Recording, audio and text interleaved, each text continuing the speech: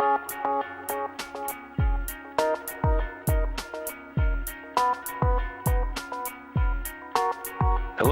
and welcome to the NDS YouTube channel. Today, we're fortunate to be speaking with Andrew LaPierre of Cornell University, a PhD student studying under Mike Van Amburg and specializing in nitrogen utilization.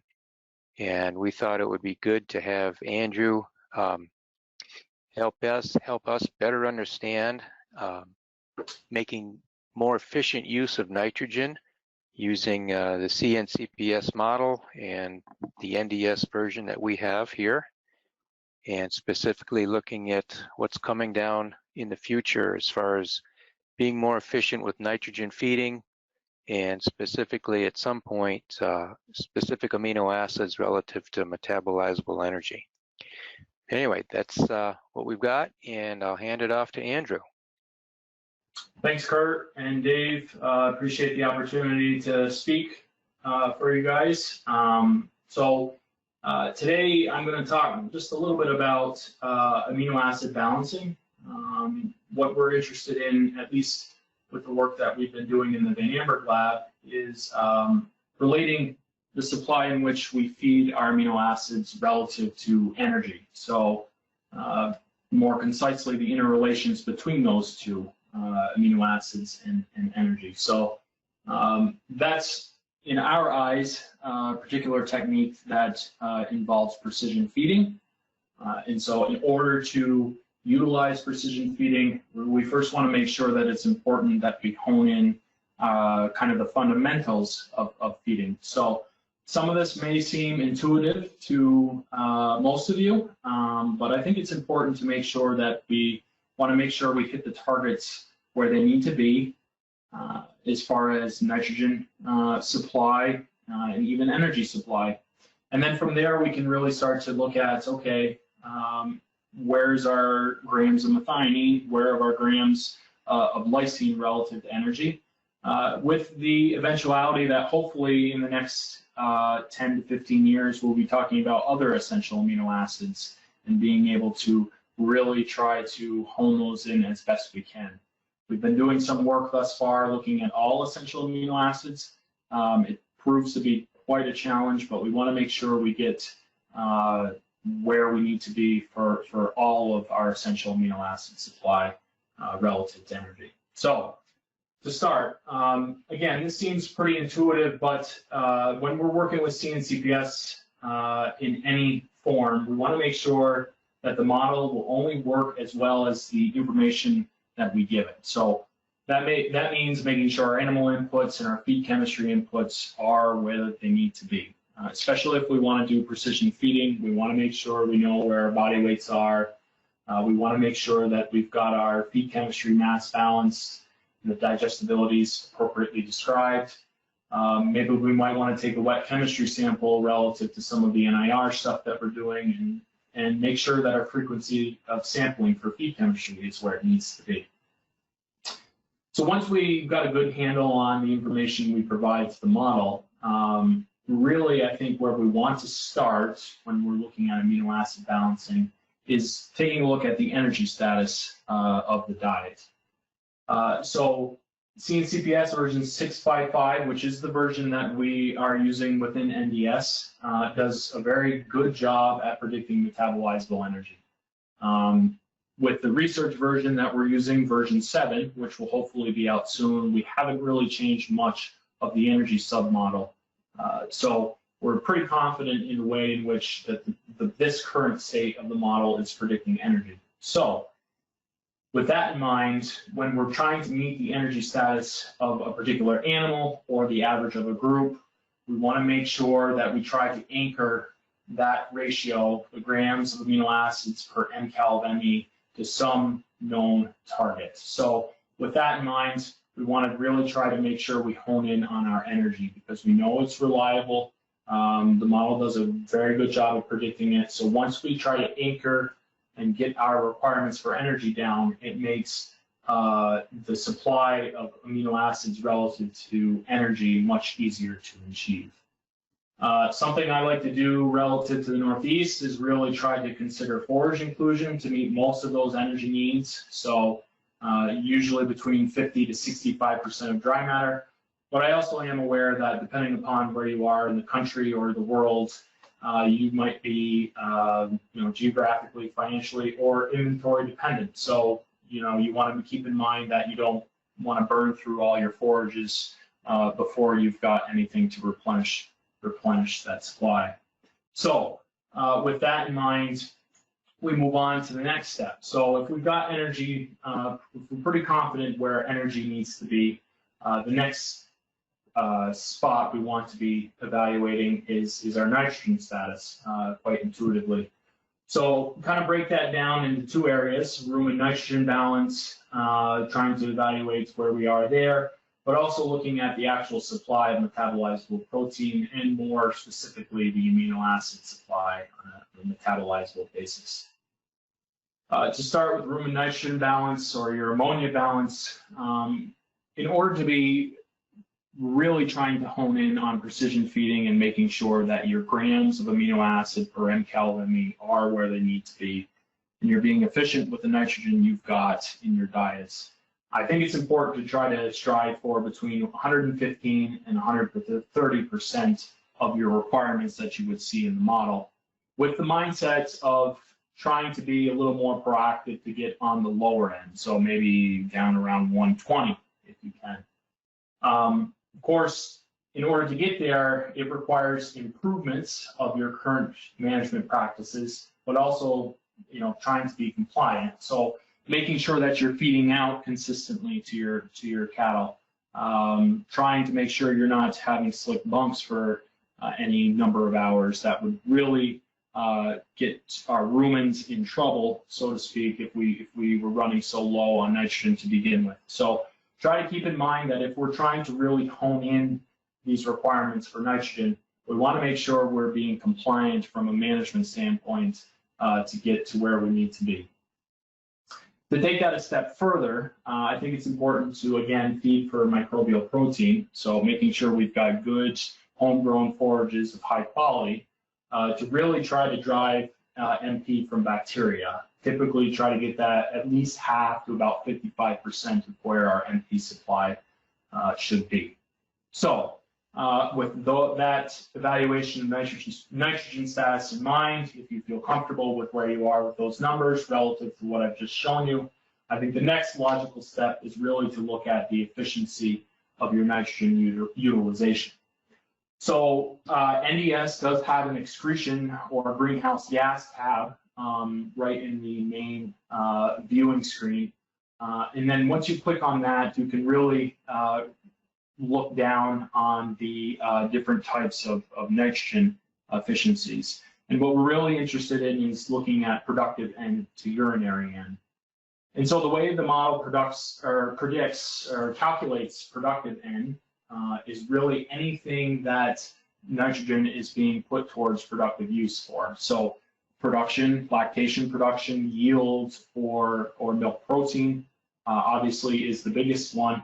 If we've got any growth requirements, so if we're looking at primiparous cows trying to get to mature body size, evaluating the composition of gain there is some requirements for nitrogen. If we're in that third trimester, we do have a demand for fetal growth in the CNCPS. So keep in mind where you are in days of milk or how close you are to parturition. Will obviously have indications on your productive nitrogen. And then lastly, and also important to consider is there is a reserve tab that the nitrogen supply kind of goes towards, and that's also used towards productive nitrogen status. So with those four metrics in mind, combined together, that's where you would get your productive nitrogen from. Of course, that can all be related to urinary nitrogen, which is model predicted and just simply the nitrogen excreted in the urine. So using those two numbers, you can create that productive N to urinary N, and that we like to use as a way of evaluating the efficiency of nitrogen utilization. A good number to go by, and I should stress this is for all lactating diets, so this is not particular to dry cows or to growing animals because they're not lactating, so that's a huge productive use of nitrogen. So for all lactating diets, we'd like to see productive N to urinary N at least at or over 1.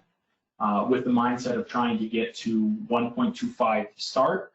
If you can get higher, that's certainly you're doing well. 150 is way up there, but I think you can always try to improve upon the diets that you've got. But I think at least getting over 1 to 125 would be a good place to start. Some work that Mike Van Amburg has done, published in 2015, pulled together some diets ranging from 14 to 18.7% crude protein. All of those diets being fed had cattle producing about 88 pounds of milk and about 53 pounds of dry matter intake. And so what you'll notice here, looking at this graph, you've got nitrogen intake in the x-axis, and milk, urine, and fecal nitrogen excretion on the y, with those 3 lines designating those 3 parameters. You'll notice milk nitrogen output doesn't really change here, whether we're going from the low end of crude protein up to 18.7. That would be indicative, obviously, of constant milk protein output. Fecal nitrogen goes up a little bit, but not nearly as much as what you would see in our urinary nitrogen excretion. So looking at this, we're kind of going to take the milk nitrogen here to urinary nitrogen as a proxy, but the same concept applies. So where we see most cattle would be right around this metric there. This slide is maybe a couple of years old, so we see some more herds pushing closer to the 1-to-1. But what you would see here for most cattle still, you've got this urinary and fecal nitrogen excretion right around these levels here. Again, our initial objective is to try to get to that 1-to-1 milk nitrogen to urinary nitrogen, with the intent of trying to get our urinary nitrogen to below our milk nitrogen excretion up over that 1-to-1 ratio. So just kind of doing the math on that, our milk nitrogen output here is about 200 grams, or if you want to do the math on a 6.38 basis, you get 1.28 kilos of protein output, or about 2.81 pounds. So with that in mind, if we look at our urinary nitrogen excretion for our most cattle, our initial objective and our ideal objective were about 250, 200, 150. So when we relate that back to milk nitrogen, we've got a 0.8, a 1, and a 1.3. Again, this isn't an exact number for productive N, but it can be used as a proxy, as a lot of the productive nitrogen is being shuttled towards lactation performance and milk nitrogen, really. So with those in mind, with this example here, I think it would be best to look at a farm example, look at an actual diet that's being fed out in the industry, and try to make evaluations on that diet and see if we can't make improvements upon the nitrogen efficiency for that herd. So what I'll do is I'll back out here and throw up our NDS model. So this is a typical North American diet with corn silage and a couple other commodities thrown in as well. We've got some haylage in there as well, some canola, some soy, a little bit of animal protein, and then some fats and even some RP products, as you can see here in the diet. So if we start looking at our ME and MP allowable milk, we're right where we need to be for our targets. We're maybe a little bit over our ME requirements, but that's really no cause for concern. So we're right where we need to be for our requirements relative to the inputs that we've got for these animals. So starting from here, if we take a look down below, what I'm first interested in is looking at our rumen ammonia content here. So looking at this, you can see we're about 1.5 or 152, so 152% of requirement. So keeping in mind the number I had given, the 115 to 130, this is a little bit over that number. So looking at this, there's some room for opportunity here. We've got some nitrogen excess here of about 37 grams, the model is showing us. So from a rumen nitrogen standpoint, there is some opportunity here to kind of reduce some of the nitrogen we're feeding these animals, not necessarily impacting the performance from a lactation standpoint, but being a little more efficient with the nitrogen we're actually giving to these animals. If we take a step over to the amino acid tab, just to look at our grams of amino acid per mCal, we're actually not that far off, 112, 303. What we'd like to do, looking at some of the work we've done in version 7 relative to version 655, we actually like to see the numbers rather than the 1.14 for methionine up to about 1.19. So we could titrate in a little bit more methionine here, even a little more lysine to try and get to where we need to be for what we deem as optimal levels of supplementation for amino acids relative to energy. Lastly, what I would like to look at is the excretion tab here from a nitrogen standpoint. So if we look at our productive N to total N, we're about 30, almost 31%, so it's not too far off. But if we take a look down here at our productive N to urinary N, the metric we just talked about, we're at 0.93 to 1. So knowing that we'd like to see these diets up over 1, at least to 1, there's certainly some room for opportunity here to try and be a little more efficient with the nitrogen we're feeding these cattle. So I've taken the liberty to already go ahead and make those changes.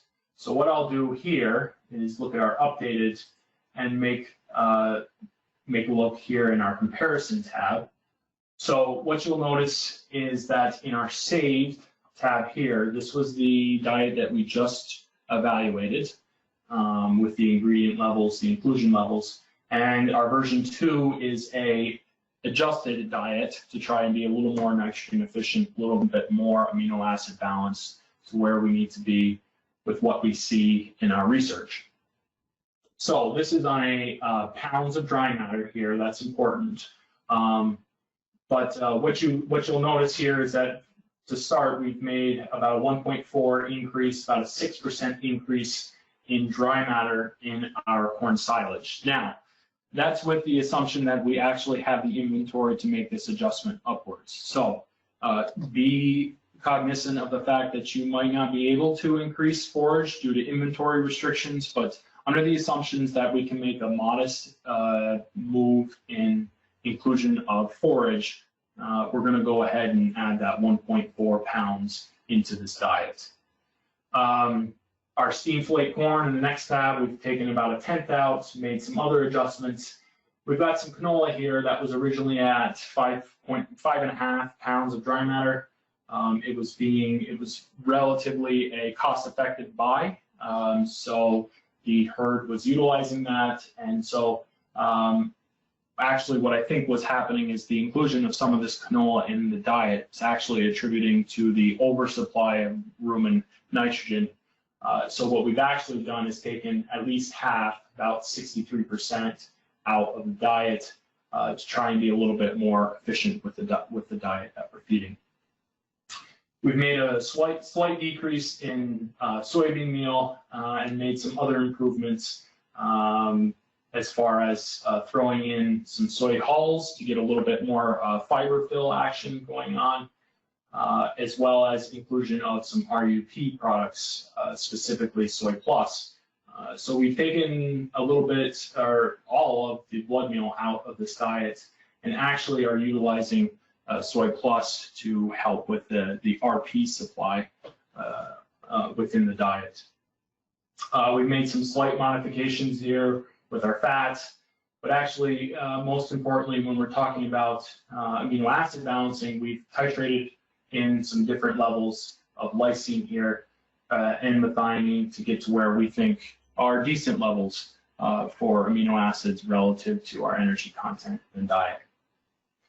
So with this updated diet in mind, you can look over here at the metrics for cost per head.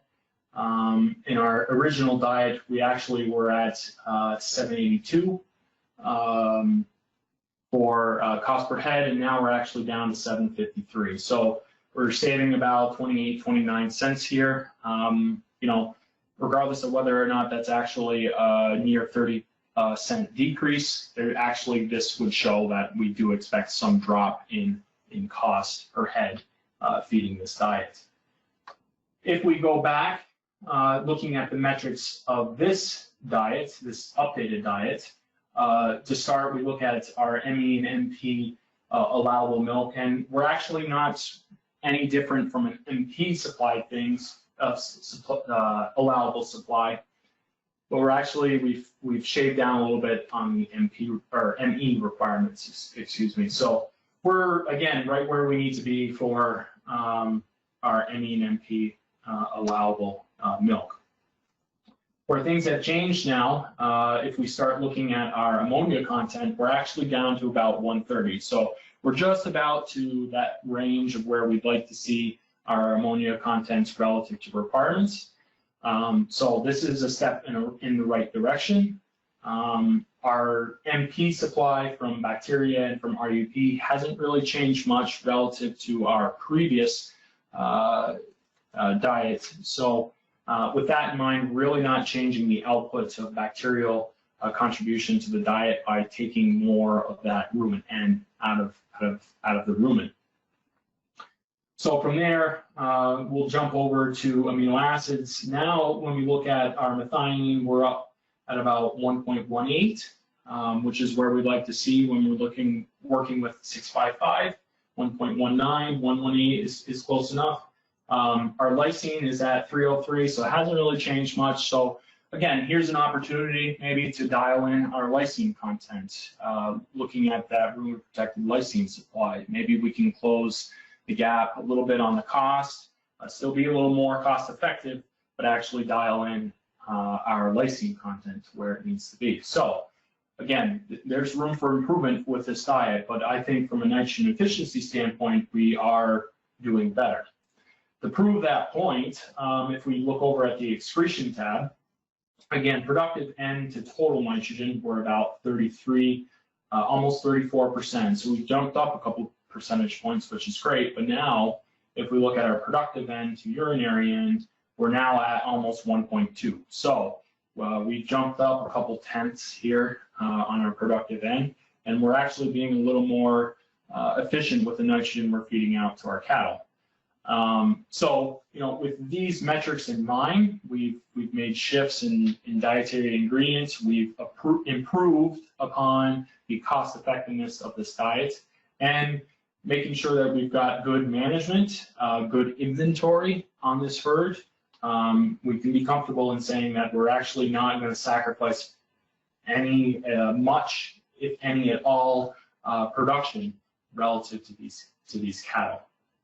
So with that example, I'm going to switch back to the presentation. So keeping that in mind, utilizing some of the steps that I talked about, you should get pretty close to where you need to be for your grams of essential amino acids relative to metabolizable energy. If you're not, you know, we talked about, think about the inclusion of some rumen-protected products, whether that be methionine or lysine. You know, there might be some more different amino acid, rumen-protected amino acid products coming down the line here that could be used in these situations. But I think it's important that you try to take those fundamental steps to get as close as you can to those ratios that we're looking for, and then help fill the gaps with these RP products, be a little more precise. Think about the substitution, maybe about some other feedstuffs to help reduce excess amino acid supply. So, you know, for example, we swapped out some animal proteins, maybe for some soy plus here to help with some lysine, or maybe more importantly, in this instance, some branched chain targets. And so pulling back on that blood meal maybe putting in a couple of grams of rumen-protected lysine to help get to where we need for the lysine might be a little more efficient and effective in trying to be amino acid balanced. A good rule of thumb that we like to strive for is try to get within 655, try to get to that 1.19 grams of methionine relative to metabolizable energy. From there, use the 2.7 number to get to your lysine supply relative to metabolizable energy. So a couple of things to wrap up.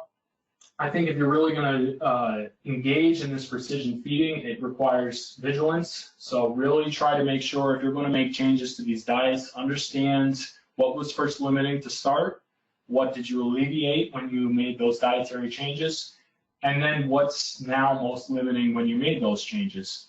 Understanding those metrics will really help you hone in on trying to be precise with your feeding, whether that's amino acid balancing or if you're looking at fiber or fatty acids or whatever else you're feeding in those diets. Once you understand those limitations, try to see if those cattle are actually sensitive to those limitations. So making sure if you've made changes and you think the cows are going to have responses by including an RP product, evaluate whether or not that's true. Again, coming back to making sure, I can't emphasize enough proper characteristics of animal inputs and feed chemistry. That's really going to make the model work for you. So think about how often should we be sampling forages, feed commodities? Should we be taping cows, running them over scales, making sure we've got accurate measurements of weight and body condition score? And then to take it a step further, making sure we've got proper feeding protocols. So how frequent are dry matters done? Dry matters, inaccurate dry matters will throw this all out of whack. So making sure we're doing the right things there, good feed out management, making sure we minimize those errors as well. So in summary, improvements in nitrogen efficiency and more specifically amino acid balancing are achievable in most farm scenarios. That's my opinion. We can do better to be a little more efficient in these areas. So, consideration of nutrient management obviously is not a novel idea to producers, and it's likely only going to become a greater priority for them. So making sure we consider how efficient are we being by utilizing that productive end to urinary end as a possible metric for environmental compliance. And then lastly, be proactive, but also be practical. Some of these diets, the diet I work through here takes multiple iterations to get to where it needs to be. And so we're not feeding this diet out right now, but if you're out there trying to troubleshoot some diets, take it step by step, because if you're doing massive shifts in nutrient pools, you're not really going to know what caused you to go haywire here. So taking it in strides and really trying to understand where the limitations are in your diets will really help hone in on your precision feeding. And then lastly, be mindful of the nutritional, fiscal, and environmental obligations of the producers. That's quite intuitive. I'm sure most of you understand this. And understand that the constraints maybe in one of those three areas might change the targets for your amino acid balancing. And you try to do the best you can with what you've got, and try to get to where you need to be, but keep in mind at the end of the day, we're trying to do this to make better production for these producers. So with that, I'd like to thank NDS again, Dave and Kurt for the opportunity to speak. And if you have any questions, feel free to email me or email the group. My email will be attached to this webinar. Thanks. Thank you. I think that was a great look at nitrogen efficiency and nitrogen balance. Before we start reaching for, amino acid balancing, we got to do our basic work first. So thanks for your time. And again, if you have any questions or any ideas, please feel free to contact Kurt or I. And thanks again, Andrew. Appreciate it. Yeah, no problem at all. Happy to do it.